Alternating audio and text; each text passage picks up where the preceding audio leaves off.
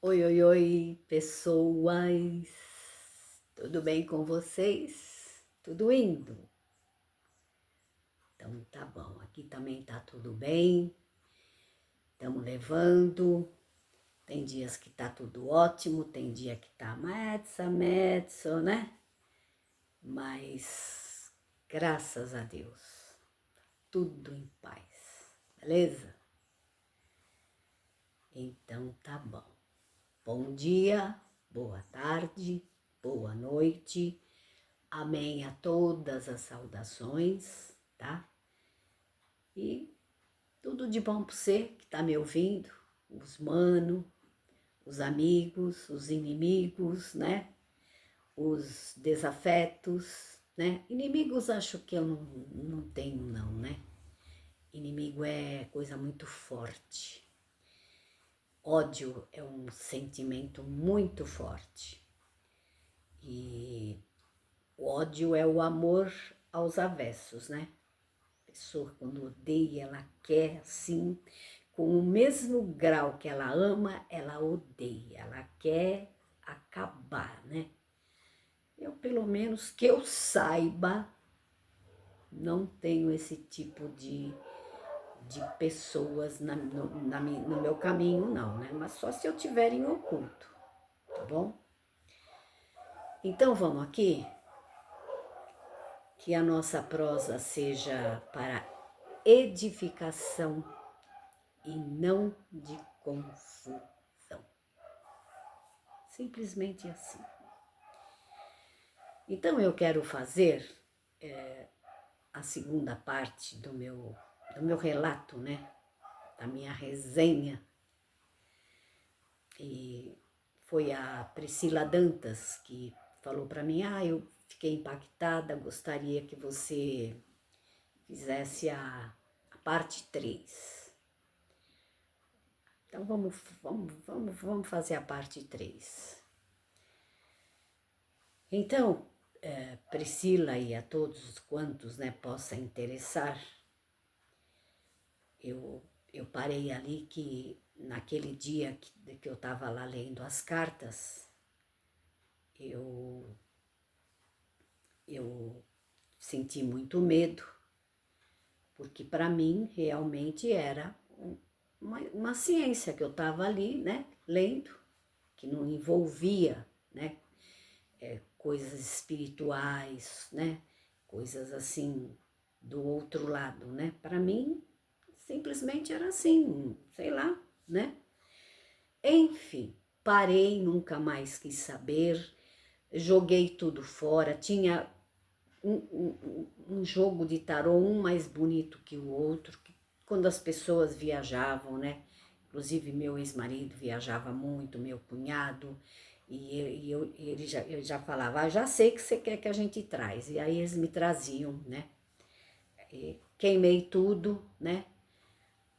Então, nunca mais eu quis saber, né, dessa prática. Então, o que aconteceu? Aconteceu que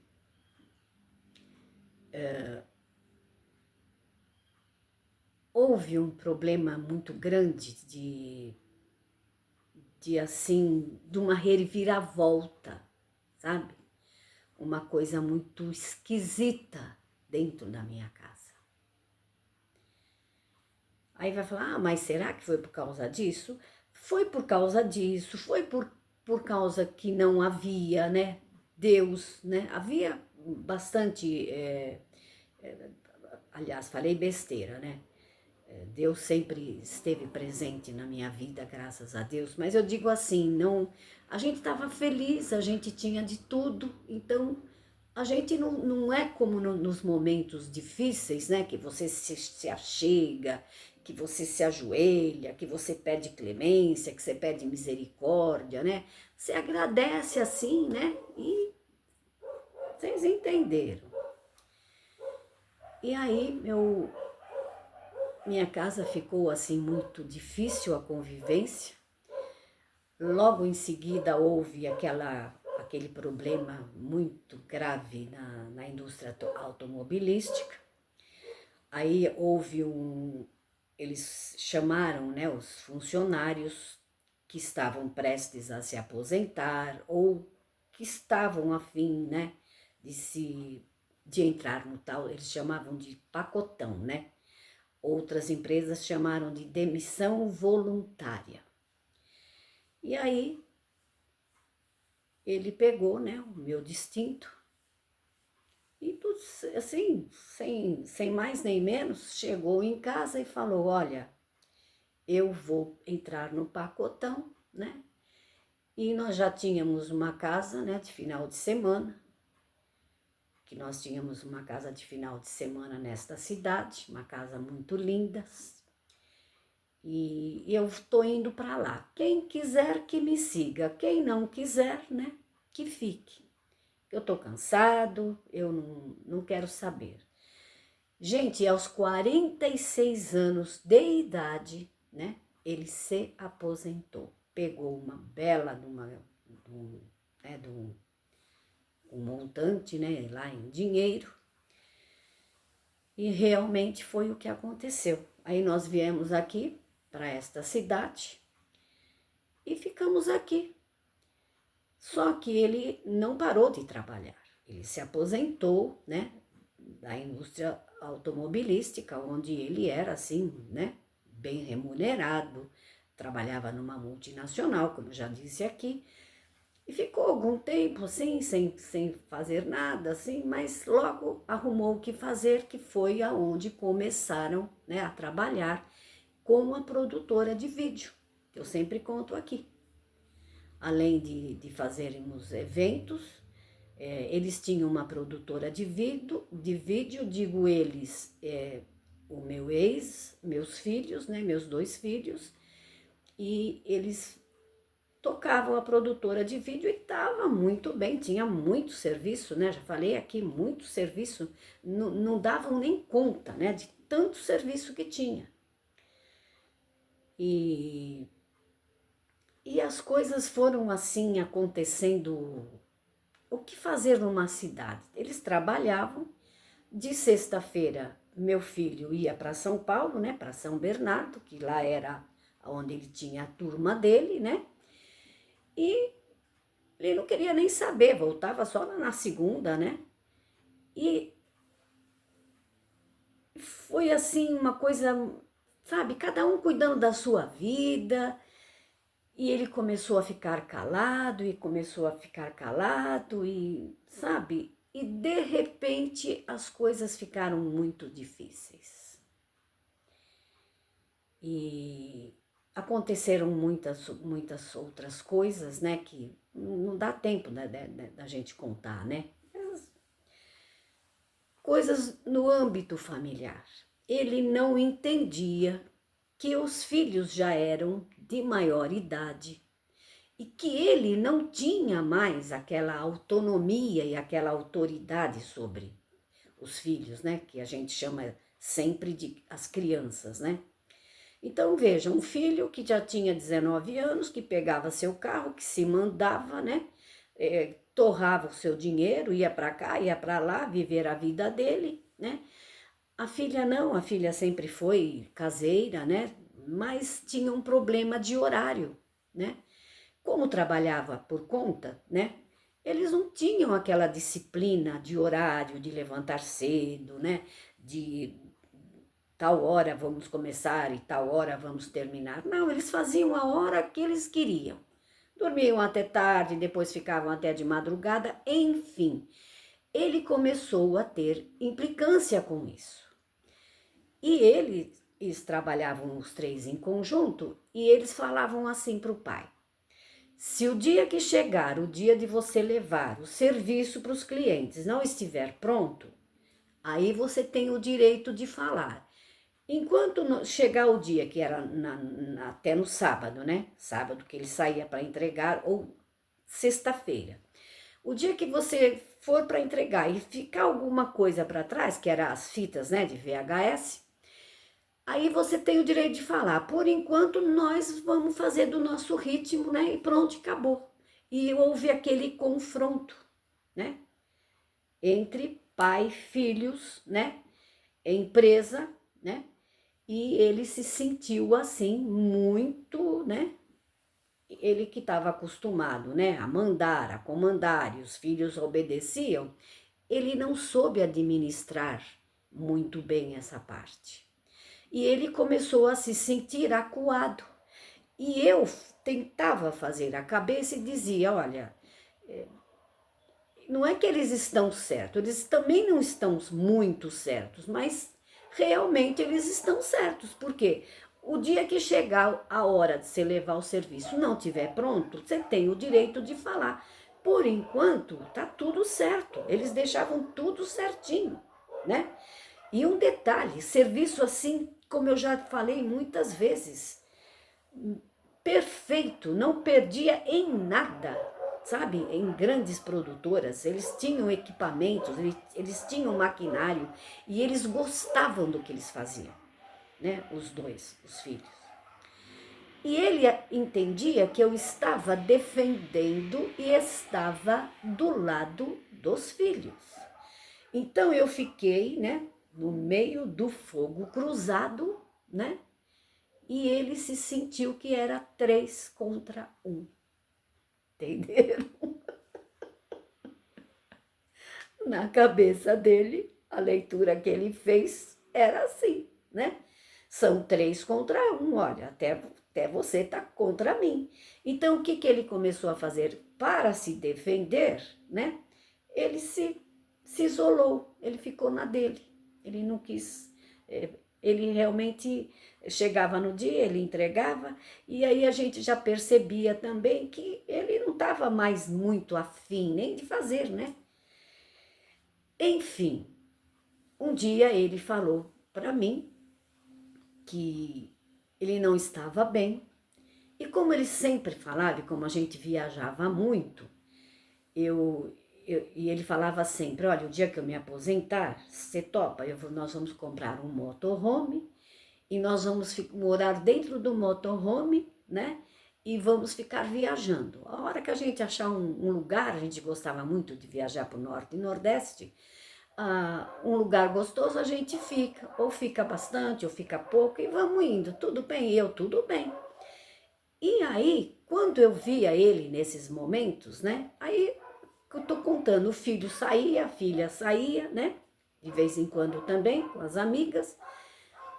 E eu tentava, eu falava, olha, o que está acontecendo, né? Você não está, né? Você não tá, você saímos de São Bernardo, viemos para cá e tá tudo certo aqui, não tem problema nenhum, né? As crianças estão trabalhando, né? E o que está acontecendo? Você quer parar com tudo? Você quer realmente fazer aquilo que você sempre teve na cabeça? A gente vende um imóvel e compramos o tal do motorhome e vamos viver a vida. É isso que você quer? Ele falava, não é isso que eu quero. Eu tenho vontade de, sei lá, de sair gritando, de gritar. E aí ele falava assim, eu tenho pedido para minha nona me ajudar.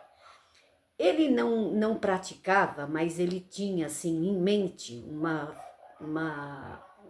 não era uma religião, porque ele não seguia, mas ele tinha em mente uma filosofia espírita, né? Ele acreditava em espiritismo, em reencarnação, né?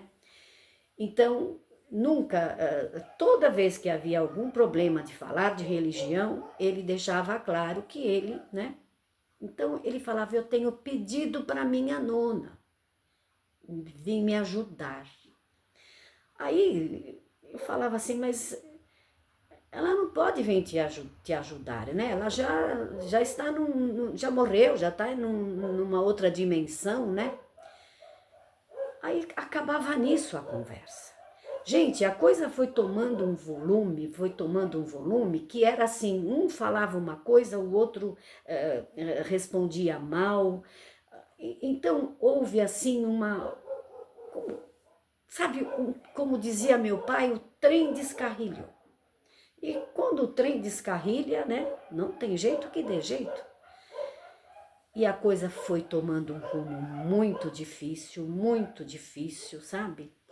E todo mundo saía, né? E nós ficávamos ali.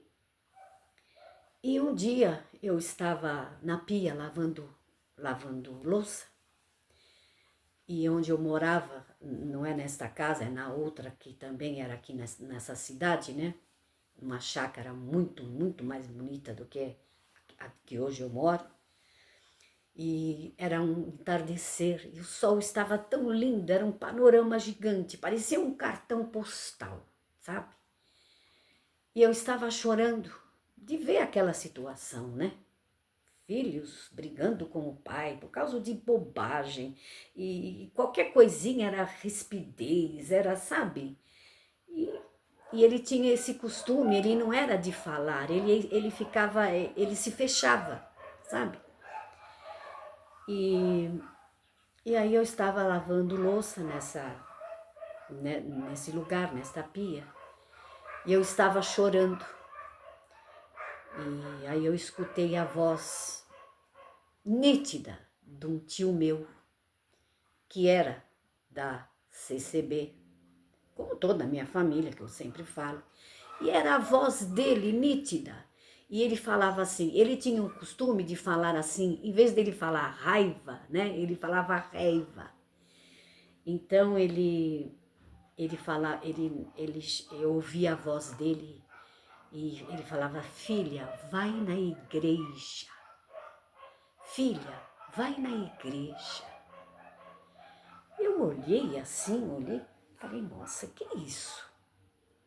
A voz do meu tio falando para mim ir na igreja.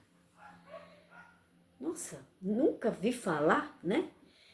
E para mim, que eu sempre falava para ele, que imagina, a canona, né, não podia vir ajudá-lo porque ela estava numa outra dimensão, e eu fui realmente criada dentro dos padrões cristãos, né, da religião, da minha mãe, do meu pai. Eu não acreditava nessas coisas, né, porque toda a vida nunca falaram sobre isso, né. E aí o que aconteceu? Aquele dia em diante eu falei: nossa, era a voz do meu tio. E aí eu estava descendo um dia, né, de carro, morava numa chácara muito linda, e eu vi uma irmã, e eu vi pelos trajes que ela era uma irmã, saiona, cocão, né? Aí parei o carro assim no acostamento. Aqui na época era uma estrada de terra, hoje tem asfalto, naquela época era uma estradinha de terra, né? E aí eu parei e falei: oi, boa tarde, a senhora é crente? Ela falou: ai, pela misericórdia de Deus, né? Eu sirvo a Deus na congregação cristã do Brasil. Eu falei: ai, que legal, onde que tem uma congregação aqui? Aí ela falou assim: ah, em tal lugar, assim, assim, assim. Né? Ainda eu falei para ela assim: ah, não é para mim não, é para minha mãe. A minha mãe sempre vem na minha casa e qualquer dia ela sempre fala para mim que quer congregar e eu não sei onde que é. Aí ela ainda falou assim: ai, vai com ela, né? Aí eu falei: ah, tudo bem, obrigado, tchau, tchau, tchau. E depois eu vim a saber, esta irmã nos tornamos amigas, né? Porque eu a conheci, eu tinha, depois abri uma loja aqui na cidade, né? E conhecia muita irmandade aqui. E aí eu fui. Na próxima vez que teve culto, ainda ela me falou, é de terça, sábados e domingo. E aí eu peguei e fui. E eu tinha o cabelo assim, bem curtinho aqui assim, pintado de vermelho. Vermelho intenso, adorava aquela cor. E aí eu peguei uma saia, né, que eu tinha, uma saia, peguei um blazer e lá fui eu para a igreja. Gente, realmente a palavra falou comigo do começo ao fim. E porque a tua casa está desabando, e porque teu filho, porque tua filha, porque teu marido, e porque você... Olha bem, esta palavra foi a que mais me tocou, né? Você conhece o caminho desde o ventre da sua mãe. E quando a minha mãe se batizou, ela estava grávida de mim, né? Então, minha mãe sempre falava isso, né? E aí, a igreja era pequena naquela época, hoje é uma grande, uma central aqui, mas era uma igreja pequena, o povo ficava metade para fora, né? E estava muito cheia a igreja, era um sábado, e eu estava em pé, bem na porta, né? Em pé, ali atrás do último banco, quase para fora. E o irmão ainda falou, e tem mais, você andou mexendo com coisas abomináveis aos olhos do Senhor. E isto entrou na tua casa, na tua família, e dormiu na tua cama. Tá bom? Duras são estas palavras. Falou tudo comigo. E aí, o que aconteceu? Aí, gente, é um outro caminho que demorou tanto para mim, e eu não queria de maneira alguma, eu relutava, e aí a maior parte das pessoas que vinham na minha loja era, né, da instituição. Eu morava vizinha de um presbítero, a irmã era da Obra da Piedade, ele era presbítero, e eles ficavam conversando muito comigo ali, ficavam falando isso e aquilo, e eu falava, não, não quero, não vou, e isso e aquilo, né? Mas cumpriu-se na minha vida aquela parte que quem não vem sorrindo, vem chorando. E aí a coisa começou a desandar muito, né? Vou pular uma parte que quem for, né, esperto vai captar, não é sobre o marido nem sobre a filha, sobre o filho, né? Dessas que ele se mandava para São Paulo, se envolveu com, né, com amigos e com, né, aquelas coisas que vocês já sabem. E as coisas foram muito piorando, e aí eu fui para a igreja. E em 1997, relutei muito, mas relutei muito. Eu fiz um concerto eterno com Deus. E antes de sair de casa, depois de congregar alguns tempos, né? E a minha mãe e meu pai ficaram muito felizes. E a família toda, nossa, e como nós oramos tanto. E como esse meu tio, inclusive, que eu ouvi a voz, diz que orava muito por mim, porque realmente eles morriam de medo, né, do mundo que eu estava, né, jogando as cartas e fazendo aquelas coisas. Então, e eles oravam muito para mim, minha mãe ficou muito feliz, meu pai, nossa, todos ficaram felizes. E aí eu saí de casa para me bater. Cheguei a ir numa excursão no Brás, que fizeram aqui na cidade, e eu não me batizei, tá? E as irmãs ainda falavam, vai irmã, você conhece o caminho, você já conhece, né? Aí eu falava assim, eu não vou não. Não diz que o banco chacoalha, que acontece um monte de coisa? Para mim, eu tô tranquila, eu não vou não. E eu não fui. E aí tem aquelas partes que eu falo sempre aqui, que a doutrina do medo. Aí batizou muita gente, né? Muita gente, que ela foi em 1900 e anos 90, 97. E aí os irmãos, né, se trocaram, foram lá na frente, e aí começou a pregação do medo, né? E você que não veio, e você que Deus te chamou, e você ainda disse que não ia, e você relutou. Tomara que dê tempo para você. Sabe aquelas coisas? Tomara que dê tempo para você, porque tem gente que não tem esse tempo. E se você não tiver esse tempo, a sua alma já vai, aquelas coisas todas, gente, e eu, olha, eu precisava contar, como eu já contei num testemunho lá atrás, sobre o que eu fui fazendo no ônibus da excursão. Uma hora eu conto também, para ir, né?